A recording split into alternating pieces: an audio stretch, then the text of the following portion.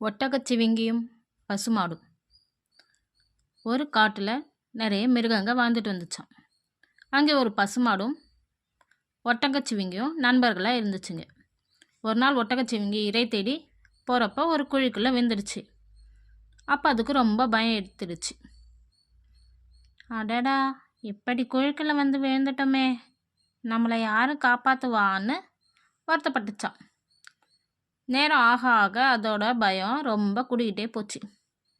அடடா, நம்மளை நம்ம நண்பரான பசுமாடு கூட கண்டுபிடிக்க முடியாமல் போயிடுமே அப்படின்னு பயந்துச்சான் ஒட்டகச்சிவிங்கி.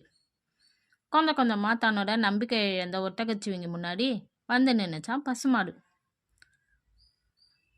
அடடா, பசு நண்பரே, என்னை எப்படி கண்டுபிடிச்சிங்க? நீங்கள் யாரும் என்னை கண்டுபிடிக்க மாட்டீங்கன்னு நான் ரொம்ப பயந்து போயிட்டேன்னு சொல்லிச்சான் ஒட்டகச்சிவிங்கி.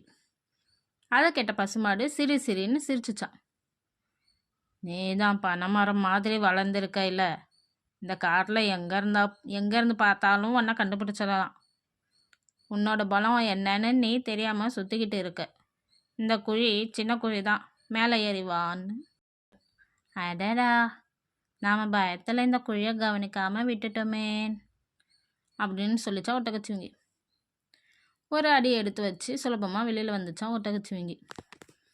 அப்போ தான் பசுமாடு சொல்லிச்சான், நாட்டில் இப்படி தான் நிறைய பேர் தன்னோட பலம் புரியாமல் அவங்களே மட்டம் தட்டிக்கிட்டு முன்னேறாமல் இருக்காங்க அப்படின்னு சொல்லிச்சான் பசுமாடு. நன்றி.